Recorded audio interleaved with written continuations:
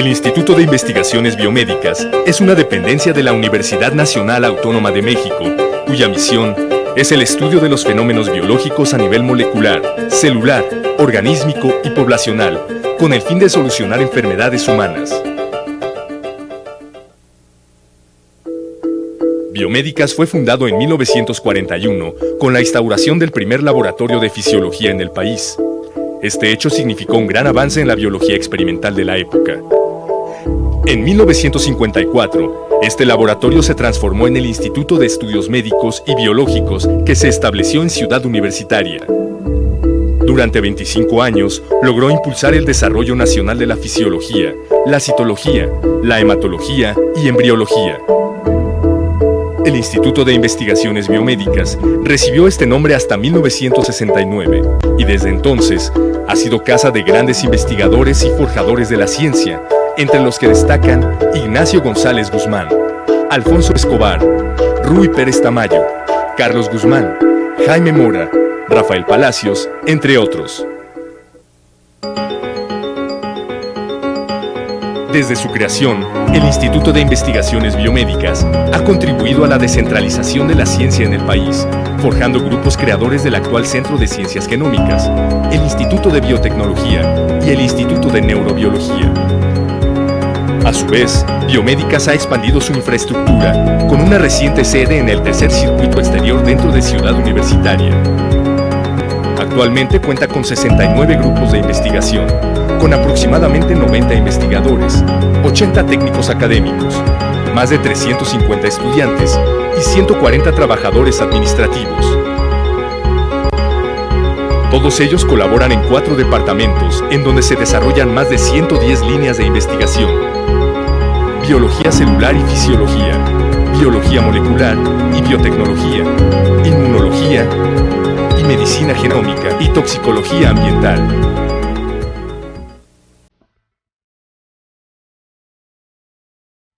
A lo largo del tiempo, este instituto se ha preocupado por la innovación dentro de sus investigaciones, así como por la generación de recursos humanos de alta calidad. Por ello, ha creado la licenciatura en Investigación Biomédica Básica y participa en diversos programas de posgrado de excelencia del Consejo Nacional de Ciencia y Tecnología, CONACYT, como Ciencias Biológicas, Ciencias Biomédicas, Ciencias Bioquímicas, de Producción Animal y Ciencias Médicas, Odontológicas y de la Salud. Biomédicas ha conseguido establecer un balance entre la investigación básica y la aplicada, adquiriendo hallazgos fundamentales que responden al objetivo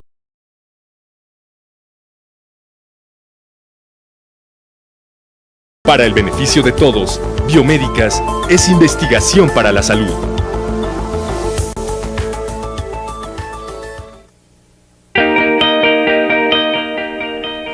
Sean todos ustedes bienvenidos a esta serie de programas que presentamos el Instituto de Investigaciones Biomédicas junto con el CUAED y que pretende darles una visión de la investigación que realizamos en el instituto. Como ustedes vieron, el instituto es un instituto de abolengo, tiene cumple unos 73 años, así es que tenemos toda una serie de investigaciones muy interesantes para compartir con ustedes. El día de hoy vamos a platicar con ustedes acerca de los problemas de la contaminación ambiental y de los problemas de salud que están asociados a esta contaminación ambiental.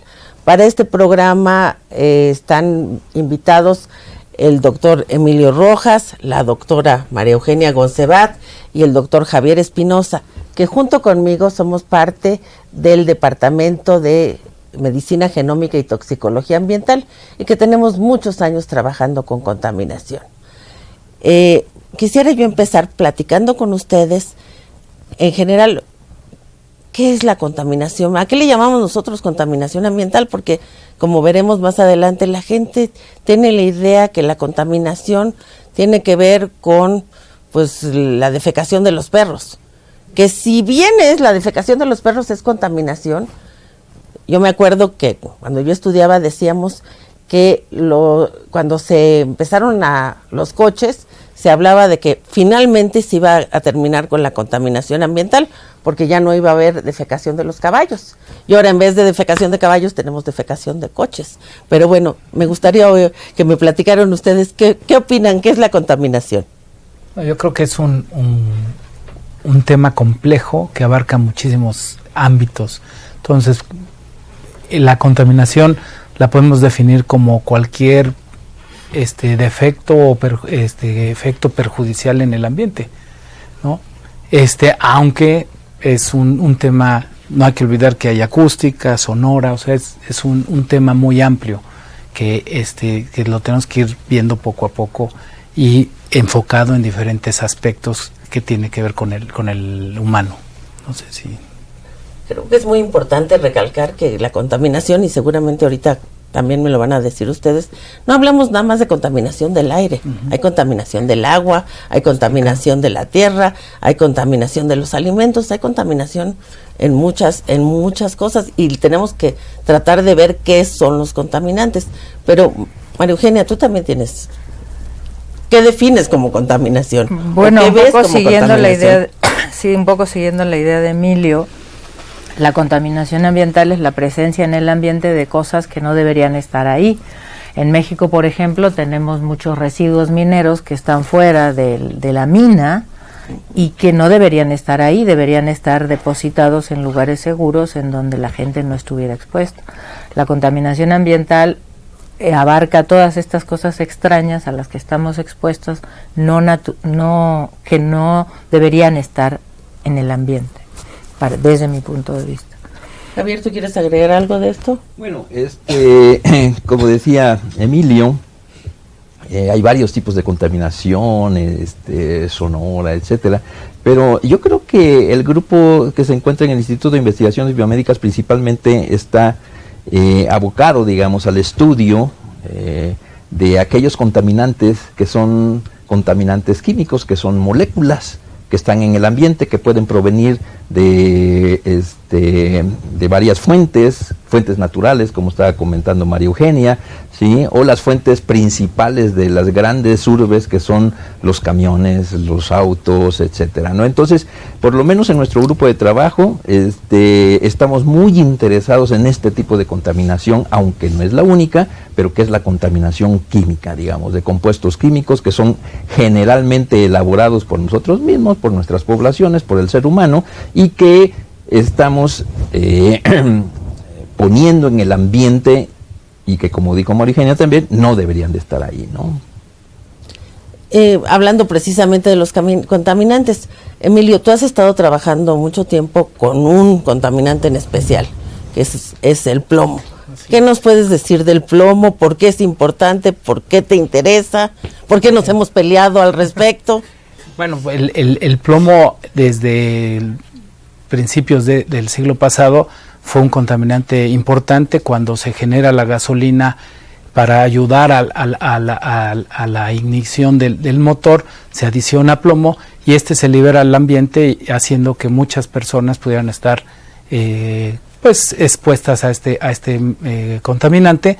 A partir de los años 50 se ven los efectos que empieza a tener principalmente en niños, como es retraso mental, problemas del sistema nervioso central, y hay una campaña para ir quitando el plomo en las gasolinas. Sin embargo, pues hay otras fuentes de contaminación por plomo, como puede ser la alfarería o recicladores que están recicladores de baterías que contienen plomo. Entonces hay una serie de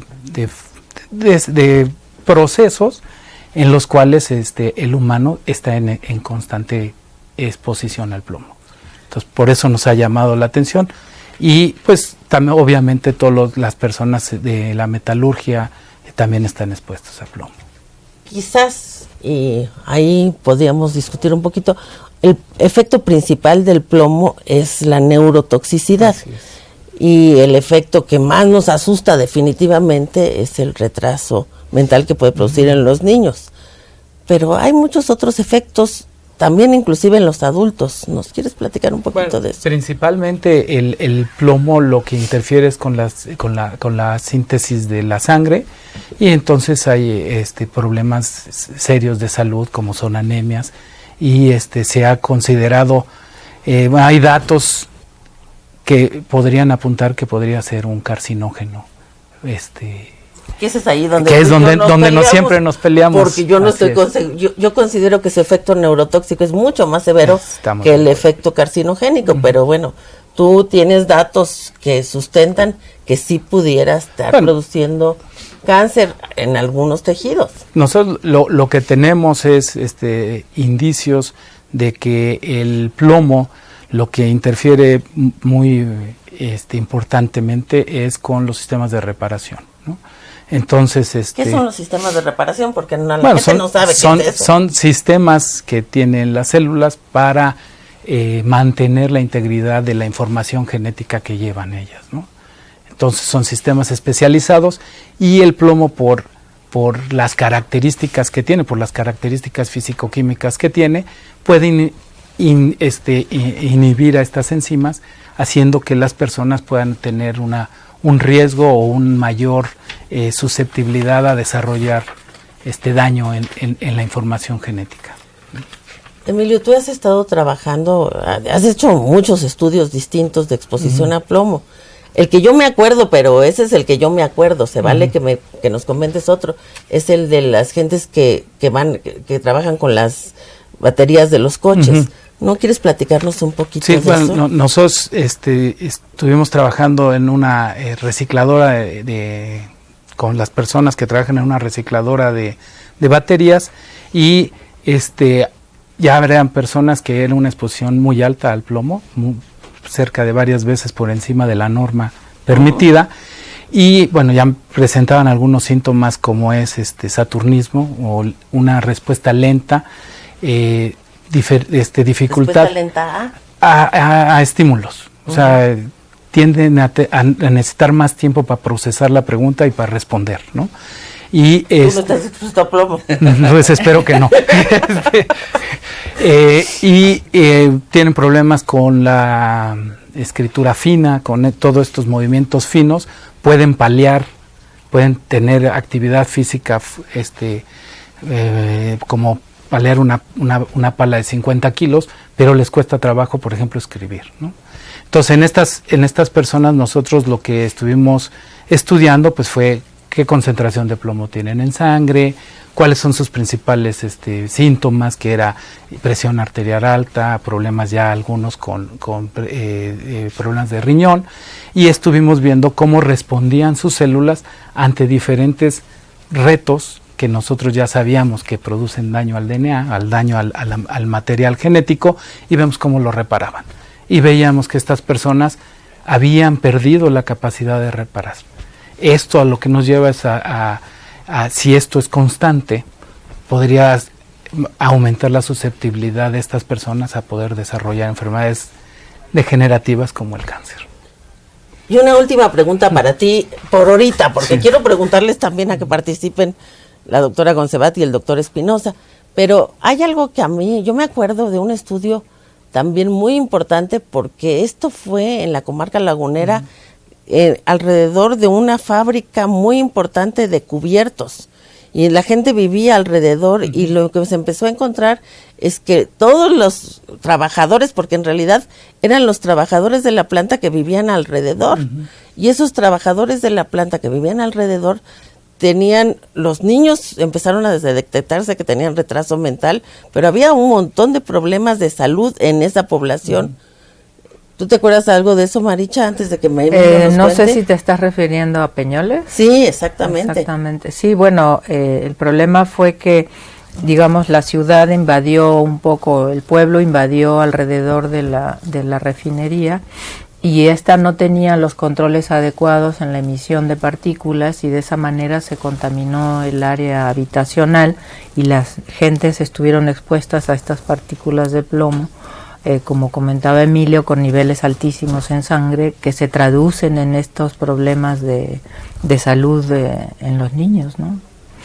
Sí, ahí el principal problema es que el contaminante estaba en el aire, pero también en el suelo. Y los niños tienen esta costumbre que se dice el picalica, de que se agarra y se lo llevan a la boca, comen la tierra, y entonces los niños estaban bastante expuestos a plomo. En ese trabajo lo que se hizo fue una comparación entre 3 escuelas, en donde una estaba muy cerquita de la minera y 2 escuelas más retiradas, y en ese estudio nosotros pudimos ver cómo los niños que estaban muy cercanos a la minera tenían problemas pero nos pasó una cosa bastante chistosa.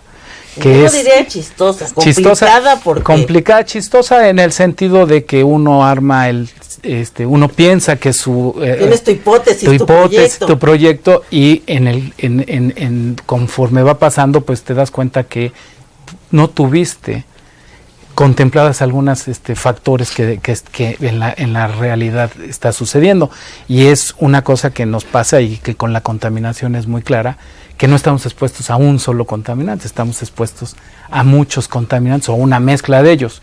Y en este caso, lo que, por desgracia, en este lugar, pues había una contaminación también por arsénico.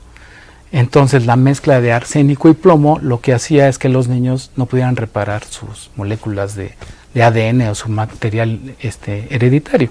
Si eso fue un hallazgo que nosotros encontramos, habría que seguir viendo y seguir a esta población, porque si esto es, como ya lo mencioné, si esto es duradero, estos niños podrían tener una susceptibilidad mayor a desarrollar alguna enfermedad. De hecho, a mí mencionas el arsénico, y a mí me lleva a que creo que los 4 hemos estudiado arsénico.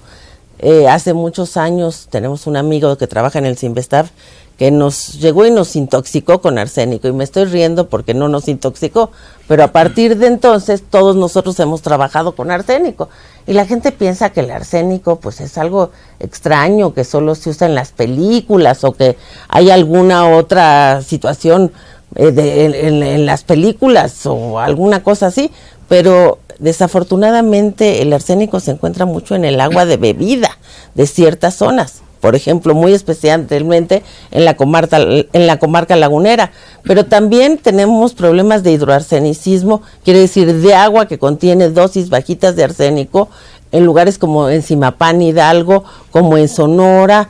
Hay varias zonas distintas donde el agua tiene dosis bajitas del arsénico, y esas dosis bajitas del arsénico, desafortunadamente, ya sabemos que producen en algunos de los individuos que están tomando agua todo el tiempo, no es en todos los individuos, pero en los individuos que están tomando agua pueden producir cáncer de piel, cáncer de vejiga. Entonces esa es una de las causas de cáncer. Entonces esos niños a la larga pues es muy probable que algunos de ellos desarrollen o cáncer de piel o cáncer de vejiga. Pero también sabemos, y ese es algo de lo que podemos platicar mucho tiempo, pero no quiero llevarme todo ese tiempo, que una de las causas de diabetes es la exposición a arsénico. Entonces la gente que está expuesta a dosis bajitas de arsénico, como dice el dicho, no mata, nada más taranta. En realidad lo que está sucediendo es que esta gente tiene problemas severos de enfermedades por la exposición a arsénico. Y de hecho, antes de meterme en otras cosas, tú también en estudios recientes has estado estudiando el daño en el cerebro que puede producir el arsénico. ¿Nos quieres platicar un poquito de esto, doctora Goncebat? Sí, gracias. Sí, como tú bien dices, Patricia, la exposición a arsénico es a altas dosis, a bajas dosis, hay una gradación muy grande por el problema de que está en el agua que la gente toma. Y lo que se ha visto es que esta exposición ha ocurrido a lo largo del tiempo por generaciones, y se observa, o sea, por generaciones, diciendo los abuelos, los papás, los hijos, y lo que se ha observado es que en los niños hay problemas de aprendizaje y de memoria. Entonces nosotros estamos estudiando este efecto en un modelo de ratón, o sea, que le damos a los ratoncitos arsénico como si fueran personas, y lo que hemos observado es cambios en el sistema nervioso central, ¿no? ¿qué tipo de cambios? Eso es muy severo. Sí, es medio difícil de explicar sencillamente, pero cambios a nivel de los receptores del sistema nervioso central, los encargados de, por ejemplo, desarrollar memoria y aprendizaje. Y creemos que esa podría ser la explicación de los efectos que se encuentran en estas poblaciones expuestas a lo largo del tiempo a arsénico, lo cual es muy grave. Pero bueno, la toxicología, lo que hacemos en toxicología es un poco eso, no poder predecir las cosas los efectos en la salud que uno esperaría en las poblaciones que están expuestas a la contaminación. Pero es que, y esto es un comentario que creo que es muy relevante hacer hincapié, y es que la contaminación es un problema que puede alterarle de veras la vida de las personas. Exactamente. Y lo que está sucediendo no es que nuestros niños están funcionando menos en las escuelas, tienen problemas, no solo porque tienen malos maestros o porque no hay enseñanza, sino porque ha habido desde problemas de desnutrición, que también es un problema, pero se ha aunado a la desnutrición, le aumentas el problema de que estamos expuestos a diferentes contaminantes, pues es de esperarse que el desarrollo neuromotor es un desarrollo que va a estar disminuido y que es muy preocupante. En estos momentos trabajas con arsénico, pero yo creo que una de las cosas de las cuales es importante mencionar es el problema del aire, de la contaminación del aire en ciudades como la Ciudad de México, pero sabemos que Monterrey ya también tiene problemas de contaminación, sabemos que Guadalajara también los tiene. Platícanos un poquito, María Eugenia. Bueno, hace como 4 años hicimos un poquito más, hicimos un estudio muy interesante porque los que viven en la Ciudad de México se habrán percatado que en invierno tenemos la contaminación aumenta mucho porque es como la época de secas, no llueve, y le parece ser que el efecto de las lluvias es lavar el aire en el sentido de que quita muchos contaminantes. Entonces nos ocurrió comparar el efecto de los contaminantes ambientales, en especial los policíclicos aromáticos, que son algunos de ellos se sabe que causan cáncer en el ser humano. Desde hace 2 siglos se sabe esto, ¿no? Perdón, yo sé que es una pregunta difícil, pero necesitamos explicar qué son los policíclicos aromáticos, porque no estamos hablándoles a los científicos, estamos hablándole a la población. Los policíclicos aromáticos son estas, por ejemplo, en el humo de la leña y en el humo que quemamos también en las chimeneas o cuando asamos carnes, y en el humo del tabaco, son estas cosas que dejan residuos negritos en donde se depositen. Esos contienen una gran cantidad de estas sustancias que se sabe que producen cáncer. Y los fumadores lo saben porque ahí dice en la cajetilla muy claramente. Y por eso tienen los pulmones negros también. Exactamente. Cuando nacemos los pulmones son rositas. Y cuando morimos están negros por respirar el humo de los cigarros, de la contaminación. Entonces, bueno, regresando al estudio de la Ciudad de México, aumentan mucho en invierno y disminuyen en la época de lluvias, que es verano, otoño. Y encontramos que justamente estos productos están dentro de las personas en la Ciudad de México más altos en invierno que en verano, ¿no? Entonces nos da idea de que la contaminación causa efectos, que podría causar efectos importantes en las personas porque están dentro de nosotros. O sea, el estudio sirvió para demostrar eso, que están dentro de nosotros. Quiero oír más de esto y quiero seguir platicando de esto, pero necesito recordarles al público que bueno que nos está escuchando, que tenemos algunos regalitos que vamos a repartir a las gentes que nos hagan la mejor pregunta o la pregunta más interesante. Tenemos un libro que es La radiación al servicio de la vida, tenemos un reloj que tiene el árbol, el símbolo del Instituto de Investigaciones Biomédicas, y déjenme buscar dónde les tengo que decir que nos hablen. Tenemos el correo de voz, que es el teléfono es 56 22 87 18 y 56 22 87 42. El correo es elmirador@cuaet.mx. mirador.unam.mx y el mirador en vivo es mirador.cuaed.unam.mx. Por favor, manténganse en contacto con nosotros, porque la manera en que podemos nosotros saber qué les interesa son sus preguntas. Y con esto les agradezco por ahorita su atención, espero que sigan con nosotros y nos mandamos a una pausa. Actualmente, un pequeño porcentaje de niños tiene el riesgo de sufrir enfermedades genéticas.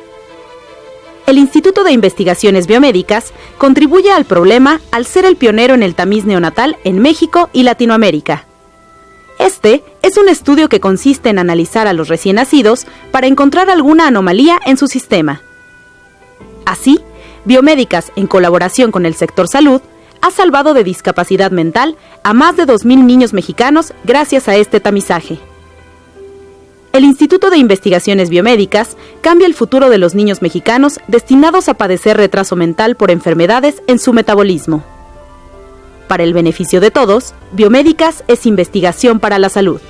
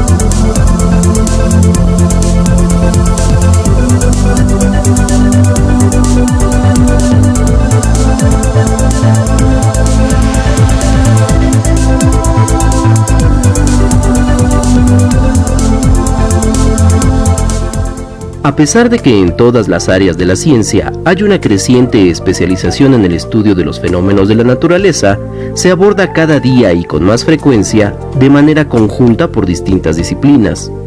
Tal es el caso de la estrecha relación que se ha establecido entre la física y la biología en una rama que se conoce como biofísica. La Sociedad Internacional de Biofísica define a esta disciplina como un punto de unión entre la biología y la física que busca describir los fenómenos de la vida en toda su complejidad, encontrando patrones en la naturaleza y haciendo predicciones sobre las fuerzas que modelan distintos sistemas. La biofísica intenta encontrar los principios que describen patrones en los sistemas vivos a todos los niveles, y cómo trabajan estos sistemas desde los átomos hasta las moléculas y las células, así como desde los organismos más pequeños hasta los ecosistemas. Hay una serie de tópicos, muchos de ellos médicos, que solo pueden abordarse y resolverse desde el punto de vista de la biofísica.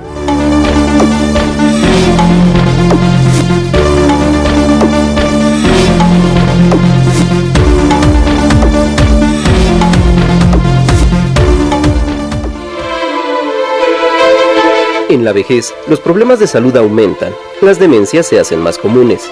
En el Instituto de Investigaciones Biomédicas, se realizan estudios con modelos experimentales para entender los mecanismos de deterioro neuronal y buscar alternativas de prevención y tratamiento de enfermedades degenerativas como el Alzheimer. Así, Biomédicas trabaja con el objetivo de brindar a los adultos mayores un envejecimiento sano. Para el beneficio de todos, Biomédicas es investigación para la salud.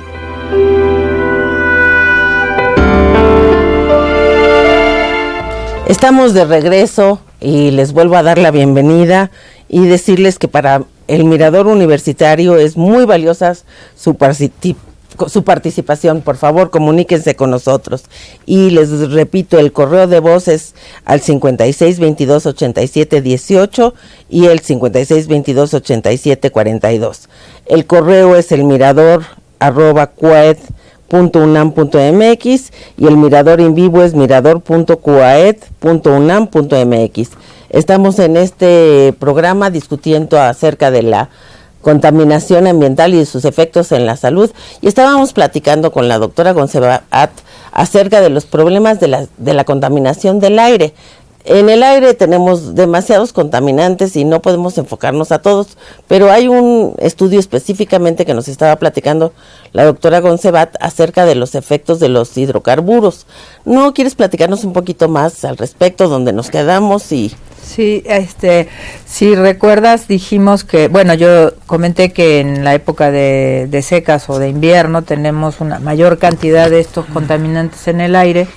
Y con nuestro estudio lo demostramos, porque en realidad no se había hecho, se había demostrado que estaban más altos estos contaminantes, pero no sabíamos qué le pasaba a la población. Entonces tomamos un grupo de población joven y le pedimos que nos permitieran tomarles muestras de sangre, y entonces encontramos en las células sanguíneas una mayor cantidad de este contaminante, en especial los policíclicos aromáticos, en la sangre, en algunas células sanguíneas de estas personas. Lo que significa esto es que están dentro de las células, o sea, que llegaron a través del aire que respiran.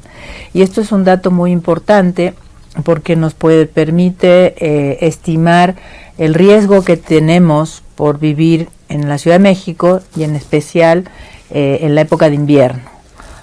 Pero Eugenia, yo me acuerdo que había algunos estudios que llamaban mucho la atención, porque cuando hay partículas en el aire, que esas partículas contienen de todo, pues después de que hay algún episodio en el que hay muchas partículas, inmediatamente después viene lo que llaman el desviejadero, o sea que se mueren los viejos y también se mueren los niños. Sí. ¿Esto tendrá que ver con lo que estás encontrando? Sí, bueno, no con lo que yo estoy encontrando, pero lo que se ha encontrado hoy en día, que ha hecho que la Organización Mundial de la Salud, en especial un instituto que se llama IARC, declare que la contaminación ambiental es muy seria, es carcinogénica.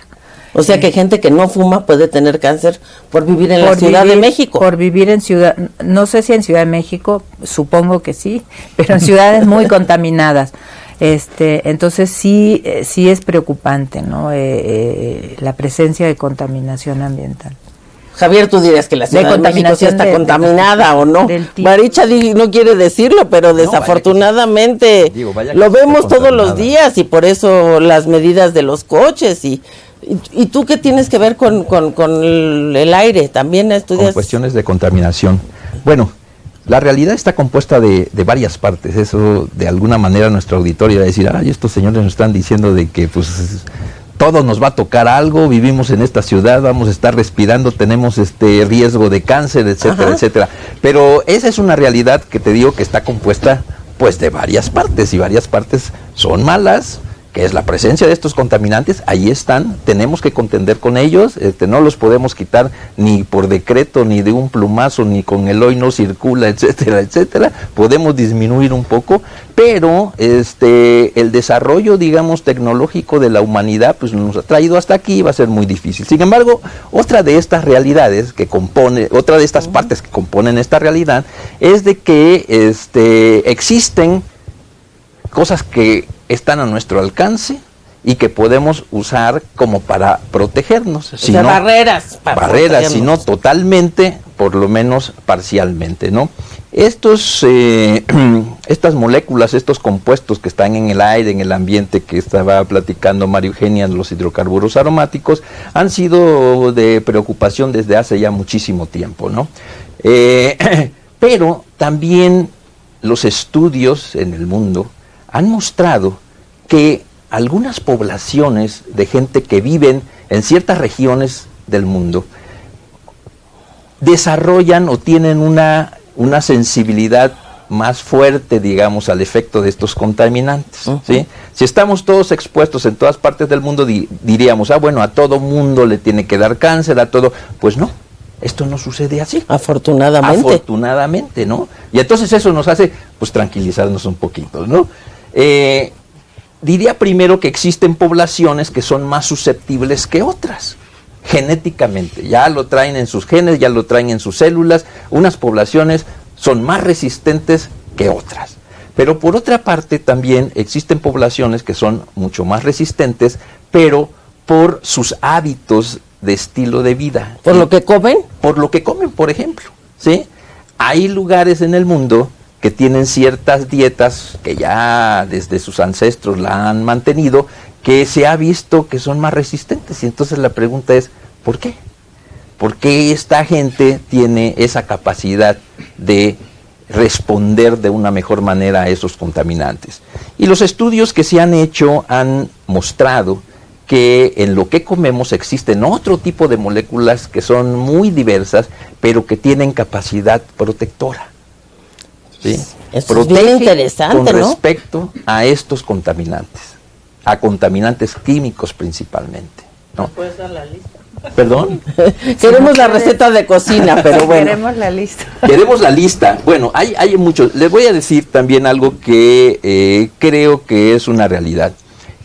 Cuando la gente se dio cuenta de esto y empezó a buscar cuáles son las moléculas que pueden proteger, lo primero que se nos ocurre es que hay que identificarlas y hay que ponerlas en pastillitas o en capsulitas para que todo el mundo se las tome y se proteja, ¿no? Y algunos, como el vino tinto y el resveratrol, ¿no? Como el resveratrol, por ejemplo, que seguramente mucho de la gente que nos está escuchando lo conoce o a lo mejor hasta se lo toma, no lo sé. Sí, el vino tinto sí. El vino tinto sí. Pero existen estas pastillitas, como tú dices, de resveratrol. Ajá. Que venden por ahí, ¿no? Bueno, entonces, lo que hasta ahorita se conoce es que en general el conjunto de moléculas que están presentes en estos alimentos son los que confieren en su conjunto esa protección, ¿sí? Más que una molécula en especial aislada y que uno se tome. De hecho, existen datos también en la literatura en la literatura científica, digamos, muy importantes con respecto a que cuando uno o a ciertas poblaciones se les da a tomar alguna de estas moléculas en especial por mucho tiempo para ver si los protege, no funciona.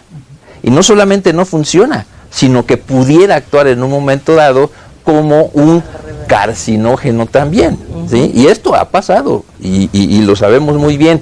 Una de las poblaciones, por ejemplo, más afectadas por la contaminación, que es el humo del tabaco, pues son los fumadores, ¿no? Y en estas poblaciones de fumadores se les dio a tomar un compuesto aislado de un producto natural.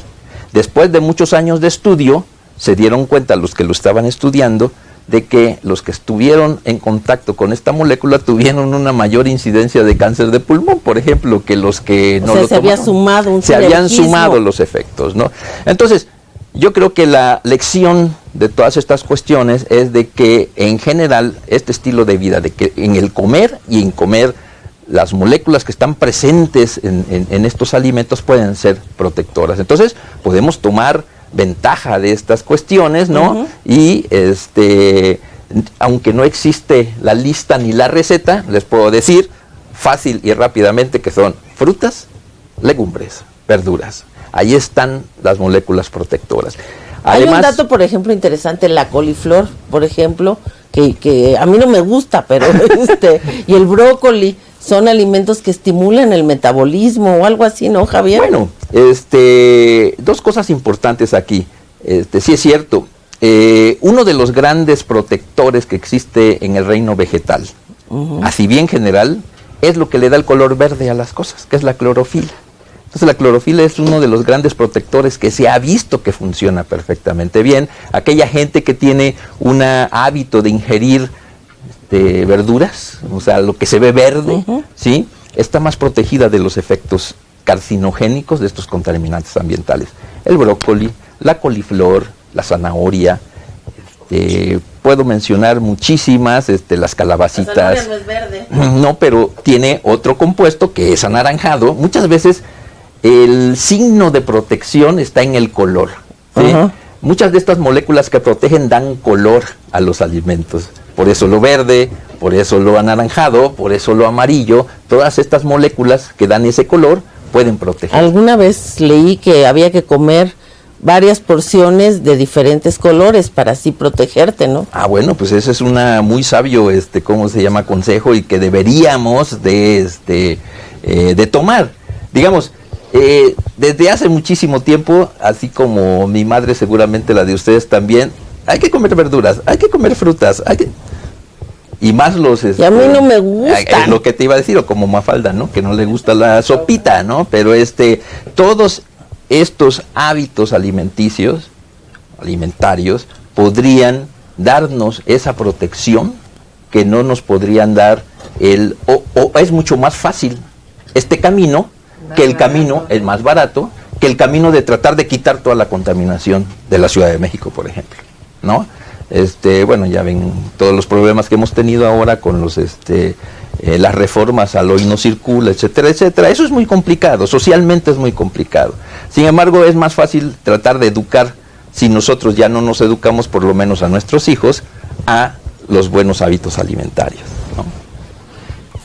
Sí, pero ahí, o sea, tiene que haber de las dos. Tenemos que reducir la emisión de estos contaminantes y tú como población protegerte con una buena comida. Por supuesto. Pero hay la responsabilidad de no estar contaminando y generando este tipo de contaminantes, ¿no? Tenemos que hacer las dos cosas, pero también tenemos que aprender a que si hay un día muy contaminado, no salir a correr, porque a la vez que estás respirando más contaminantes. O sea, sí hay ciertas cosas que tenemos que empezar a aprender. Y no usar el vehículo cuando lo podemos evitar usarlo, ¿no? O sea, también hacernos responsables del uso del vehículo. Sí, necesitamos tratar de... Pero también aunque hay en la medidas, ciudad es difícil. En la ciudad es muy difícil, pero también, evidentemente, la ciudad y las políticas nacionales deben de buscar mejores vías de comunicación y mejores medios de transporte porque público, con eso evitamos parte de la contaminación. Pero no vamos no solo son los vehículos los que producen contaminación.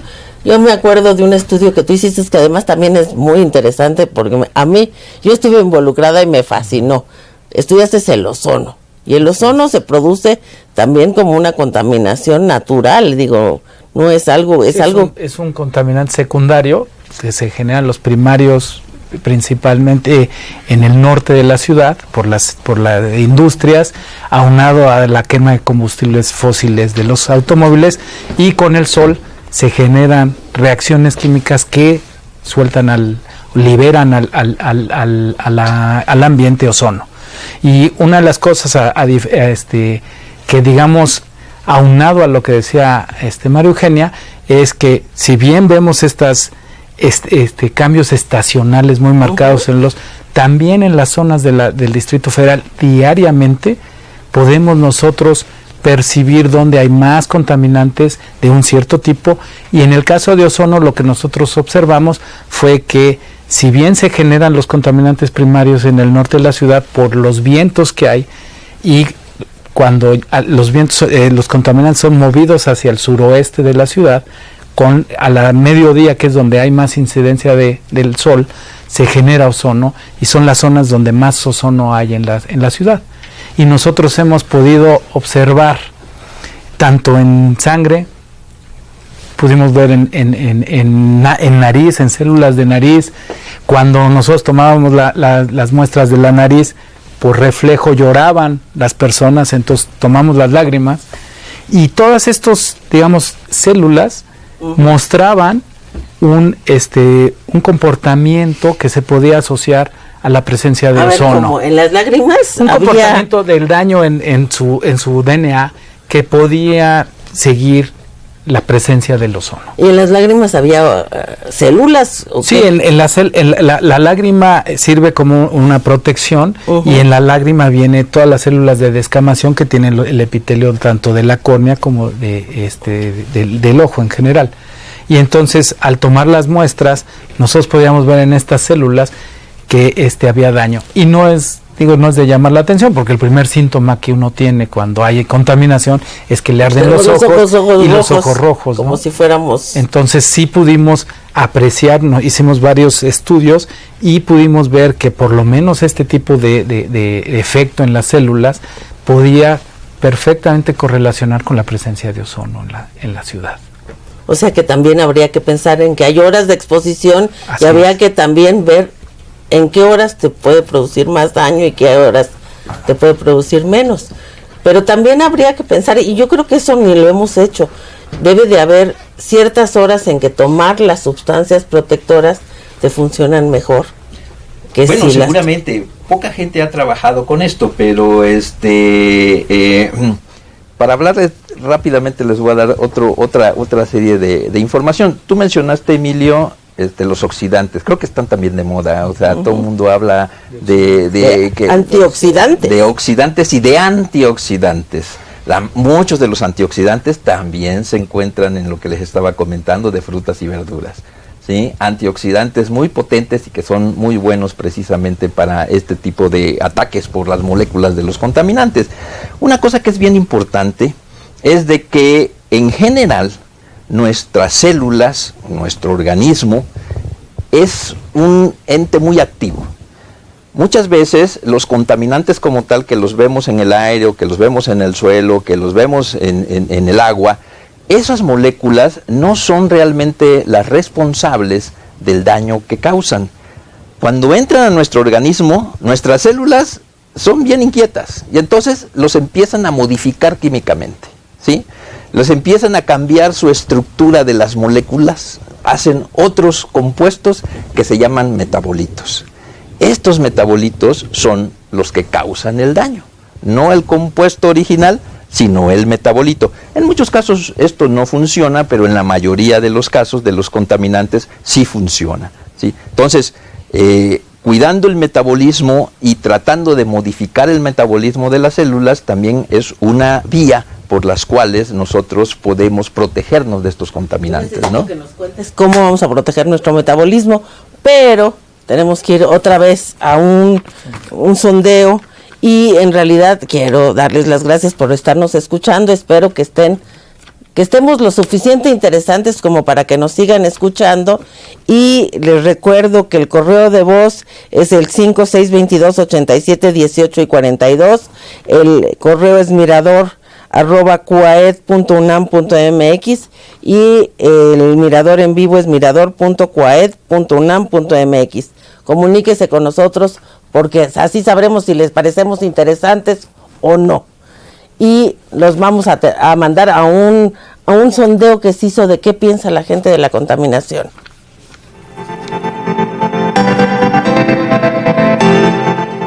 Sí, bueno, de distintas maneras, o sea, desde la contaminación ambiental, la contaminación del sonido, pues afecta a nuestros sentidos, afecta a nuestra vista, nuestro oído, nuestras vías respiratorias, en fin. Pues en el sistema inmunológico, ¿no? Pues te va contaminando parte de los pulmones, parte de la piel. Bueno, afecta en total todo el sistema. Pues de muchas maneras, produce alteraciones tanto metabólicas como a los diferentes aparatos y sistemas.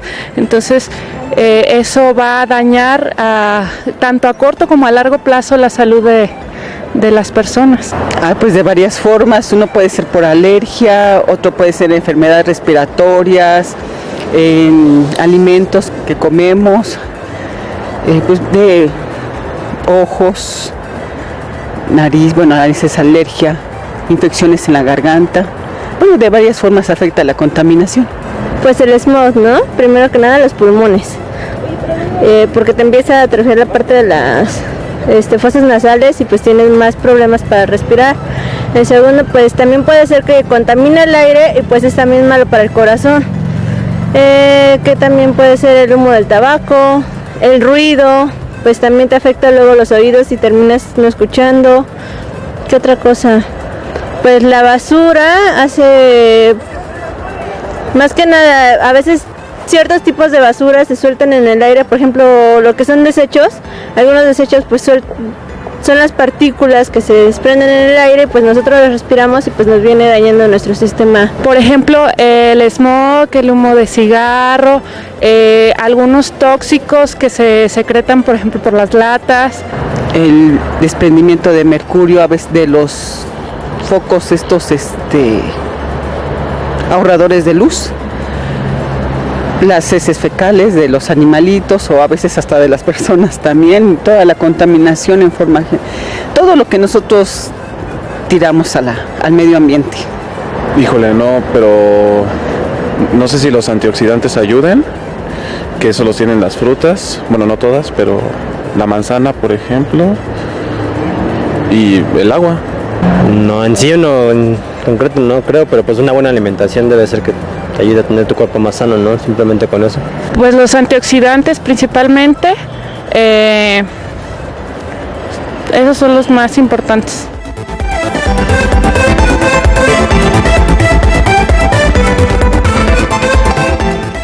Les damos la bienvenida nuevamente a nuestro programa acerca de la contaminación y sus efectos en la salud. Y estábamos hablando con el doctor Espinosa acerca de los metabolitos. Quiero pedirles luego que me comenten la encuesta, de que lo que la gente comentó, el sondeo. Pero sí quisiera yo que nos platicaras un poquito del metabolismo y que no lo dejáramos en el aire. En el aire, eso es, bueno, dentro del sondeo alguien mencionó la palabra metabolismo, o sea, la gente ya saben del metabolismo, sabe qué bueno. Que el metabolismo es importante, ¿no? Entonces, yo les decía, estas moléculas originales se transforman en otras moléculas que son sus metabolitos. ¿Quién las transforma? Otra serie de moléculas que existen en nuestras células que son proteínas, ¿sí? Estas proteínas las podemos modificar. Imagínense ustedes si podemos impedir que se produzca el metabolito, ¿sí? ¿Cómo lo podemos impedir? Casi como que matando la proteína que las produce estos metabolitos. Y yo regreso otra vez a lo mismo que también estaban mencionando las personas y los alumnos entrevistados. Muchos de estos compuestos para poder matar estas proteínas que producen los metabolitos, las podemos encontrar en lo que comemos, ¿sí?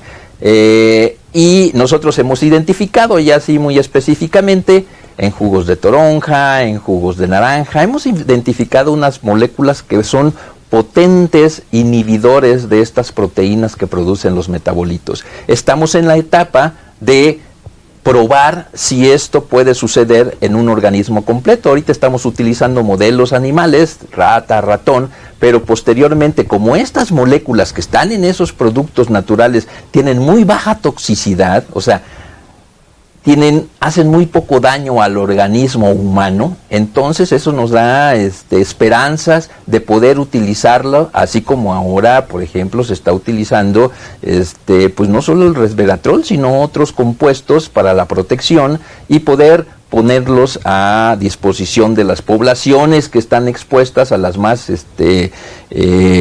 sensibles y que se puedan proteger, ¿no? Entonces, esa es otra vía. Una cosa son los antioxidantes, otra cosa son también las moléculas que pueden atrapar estos compuestos contaminantes y aquellas que pueden inhibir el metabolismo. Son 3 tipos de moléculas que las podemos encontrar naturalmente, que yo creo que pueden ser muy fácilmente utilizables por los humanos para la protección. Oye, Javier, mencionaste, por ejemplo, el jugo de toronja, pero el jugo de toronja, estos estudios de que inhiben el metabolismo están dados porque se ha visto que si la gente se toma medicamentos con el jugo de toronja, los inactiva, ¿verdad? Sí, bueno, eso es un punto muy, muy, muy importante e interesante. Nuestras células son muy sabias, la naturaleza como tal es muy sabia, ¿no? Y estas reacciones que se producen los metabolitos no son reacciones que solamente son para un tipo de moléculas, sino para muchos tipos de moléculas. Entonces, los medicamentos son moléculas extrañas a nuestro organismo, al final de cuentas, no son moléculas producidas por nuestro organismo. Estos medicamentos, cuando los ingerimos, también se transforman, y estos metabolitos son los que hacen el efecto protector para el dolor de cabeza, digamos. Tomamos una aspirina, y el metabolito de la aspirina es el que nos va a quitar el dolor de cabeza, ¿sí? Entonces, si nosotros inhibimos estas enzimas a través, por ejemplo, de compuestos que están en el jugo de toronja, podemos tener un efecto no deseado. Podemos ver... ¿A qué le llamas efecto no deseado? Algunos medicamentos que estamos tomando no nos hagan lo que tienen que hacer. Ese sería un efecto no deseado, ¿sí? Y muchas veces entonces estos productos de inhibición del metabolismo tenemos que tener cuidado de no ingerirlos cuando estamos ingiriendo ciertos fármacos que nos recetó el doctor, ciertos medicamentos que nos recetó el doctor. Eso es algo muy interesante, porque inclusive el otro día estaba yo en cardiología y le platicaba yo al director de cardiología que cuidado porque alguien se iba a tomar el jugo de toronjas, unas medicinas, les dije cuidado porque si están tomando los antiarrítmicos, cuidado porque quién sabe si van a ser efectivos con el jugo de toronja. Claro. Pero bueno, independientemente de eso, sí me gustaría que cerráramos este programa teniendo algún comentario en especial. Es decir, ¿tú qué piensas? ¿Qué vamos a hacer con la contaminación? Evidentemente no las podemos borrar de un plomazo. ¿Qué estamos haciendo nosotros en el instituto? ¿Qué piensas que podemos hacer? Y tenemos menos de un minuto para cada quien. Sí, yo creo que lo importante es conocer mejor los contaminantes, tratar de evitar que haya más contaminantes en el ambiente y sobre todo conocer los mecanismos de acción para poder tomar acciones para proteger a la población. Maricha, tienes 30 segundos. Sí, identificar los contaminantes y comunicarlo a la población para que evite exponerse a ellos, ¿no? Javier. Pues va en el mismo sentido. Mi pensamiento y recomendaciones es, en mi caso, seguir buscando compuestos que puedan proteger, de origen natural, de poca toxicidad, que puedan proteger a las poblaciones, porque hacia el futuro, pues aunque la contaminación vaya a disminuir por otro tipo de medidas que tomen nuestros gobiernos, etcétera, etcétera, va a ser difícil que desaparezca totalmente. Bueno, pues yo quisiera darles las gracias por habernos acompañado en este programa. Los quiero invitar al próximo, que va a ser también muy interesante, porque vamos a hablar de los productos nuevos que se han desarrollado en biomédicas y que uno de ellos sirve para tratar el cáncer, otro de ellos sirve para tratar las convulsiones, la epilepsia, y otro es una vacuna que sirve para prevenir la cisticercosis. Les agradecemos su presencia y gracias por acompañarnos.